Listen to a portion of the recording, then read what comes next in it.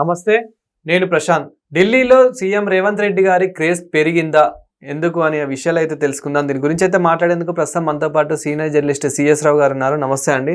నమస్తే సార్, ఢిల్లీలో సీఎం రేవంత్ రెడ్డి గారి క్రేజ్ ఇప్పుడు ఏ విధంగా ఉంది, ఎలా ఉండబోతుంది? 2 రోజుల నుంచి ఢిల్లీలో ఉన్నారు తెలంగాణ ముఖ్యమంత్రి రేవంత్ రెడ్డి గారు. అవును, ఆయన ఢిల్లీ ఎన్నిసార్లు వెళ్ళాడు అనేది లెక్కేస్తూ ఉంది బీఆర్ఎస్ పార్టీకి సంబంధించినటువంటి అధిష్టానం. ఆయన ఎన్నిసార్లు ఢిల్లీ వెళ్ళారు, ఎందుకు వెళ్తున్నారు అనేది రకరకాలుగా గాసిప్స్ విడుదల చేస్తూ సోషల్ మీడియాలో ఆయన ముఖ్యమంత్రి పదవి నుంచి దిగిపోబోతున్నాడు, రాహుల్ గాంధీ అపాయింట్మెంట్ కూడా ఇవ్వట్లేదు అని చెప్పి విస్తృతమైనటువంటి ప్రచారం చేశారు. అయితే నిజంగా ఢిల్లీలో రాహుల్ గాంధీ గారు ఇతనికి అపాయింట్మెంట్ ఇవ్వలేదా, రాహుల్ గాంధీ గారికి ఈయనకి మంచి గ్యాప్ పెరిగిందా, అధిష్టానం కాంగ్రెస్ పార్టీ అధిష్టానం రేవంత్ రెడ్డిని దించైపోతుందా, ఇలాంటివి బాగా ప్రజల్లోకి తీసుకెళ్ళగలిగింది BRS party.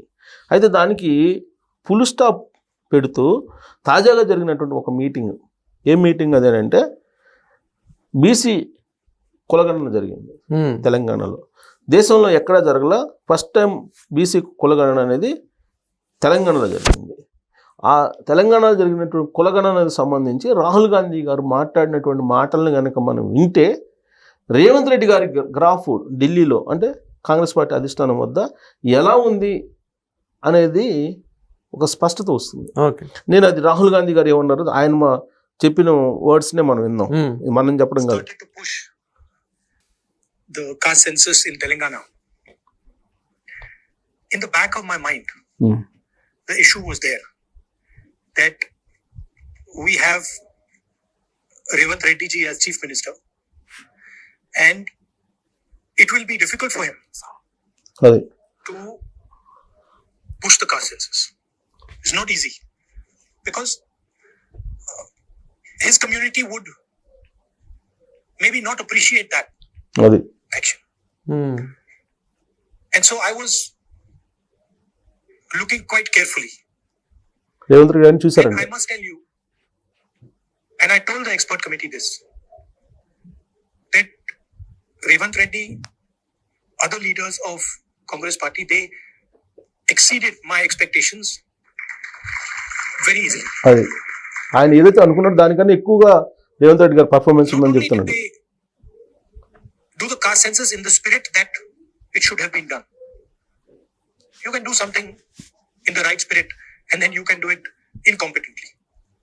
So they did it in the right spirit, and I can say with certainty that the level of competence with which they've done it, this is a milestone for social justice in the country.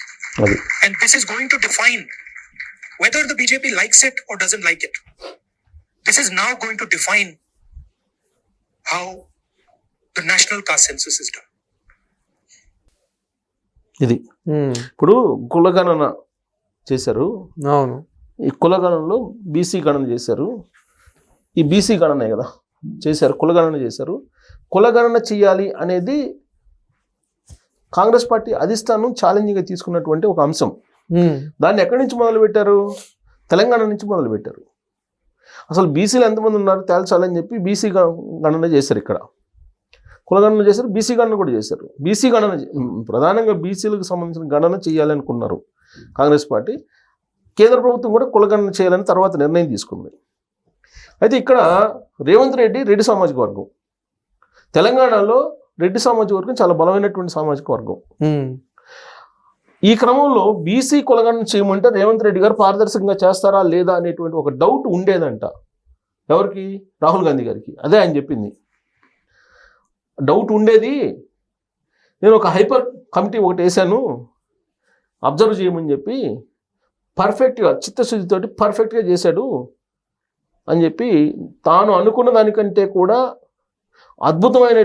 అద్భుతమైనటువంటి విధంగా పారదర్శకంగా ఆ బీసీల గణన చేశారు అని చెప్పి ఆయన ఆ సభలో అనౌన్స్ చేశారు. ఢిల్లీలో జరిగింది ఆ సభ.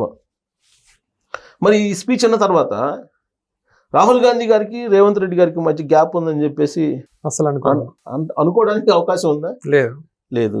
పోనీ ఆయన్ని ముఖ్యమంత్రి నుంచి దించేసేటువంటి ఆలోచన కాంగ్రెస్ పార్టీ అధిష్టానానికి ఉందని చెప్పి ప్రచారం చేశారు కదా. అలాంటి ఆలోచన రాహుల్ గాంధీ గారికి ఉందని చెప్పి ఈ స్పీచ్ అన్న తర్వాత అనిపిస్తుందా? ఛాన్సే లేదు, అనిపించదు కదా. ఎందుకంటే తను అనుకున్న దానికి మిన్నగా చేశారు దాన్ని, అదొక ఛాలెంజ్ అని చెప్పి. దాంతోపాటు రేవంత్ రెడ్డి గారు అదే వేదిక మీద మాట్లాడి ఏమన్నారంటే, ఈ కులగణన అద్భుతంగా చేశారు రేవంత్ రెడ్డి ప్రభుత్వం అని చెప్పి ఆయనకి ఒక లెటర్ రాశారు సోనియా గాంధీ గారు. ఆ రాసినటువంటి లెటర్ తనకు ఆస్కార్ అవార్డు కంటే మిన్నగా ఉంది. నాకు ఇంతకంటే ఎలాంటి పురస్కారం అయినా కానీ చిన్నదేను. తనకి ఏదన్నా అవార్డులు వస్తే రివార్డులు వచ్చినా కానీ సోనియా గాంధీ గారు రాసినటువంటి లెటర్ కంటే మిగతావన్నీ నాకు చిన్నవి అని చెప్పి ఆ వేదిక మీద రేవంత్ రెడ్డి గారు చెప్పారు. ఆస్కార్ అవార్డు కానీ ఏ అవార్డు అయినా సరే అవన్నీ చిన్నవి అని నాకు ఈ లెటర్ అద్భుతం. ఎందుకనంటే ఇక్కడ బీసీ గణన చేయటం అనేది, తెలంగాణలో ఈ బీసీ గణన చేయటం అనేది ఒక పెద్ద ఛాలెంజ్. యావత్ భారతదేశం తెలంగాణ వైపు చూసింది. దీని మీద బీజేపీ వాళ్ళు విమర్శిస్తున్నారు. అలాగే బీసీ రిజర్వేషన్ సంబంధించి ఆర్డినెన్స్ ఇచ్చారు రేవంత్ రెడ్డి గారు. ఇక్కడ దాని గురించి కూడా రాహుల్ గాంధీ గారు చెప్పారు. బీజేపీ వాళ్ళు యాక్సెప్ట్ చేసినా చేయకపోయినా బీసీ కులగణన చేయడంతో పాటు బీసీలకు స్థానిక సంస్థల్లో రిజర్వేషన్లు కల్పిస్తూ రిజర్వేషన్లు ఇవ్వాలని చెప్పి ఆర్డినెన్స్ కూడా రేవంత్ రెడ్డి గారు ఇచ్చారు. ఇది ఒక ఛాలెంజ్ని రీచ్ అయ్యాడు రేవంత్ రెడ్డి.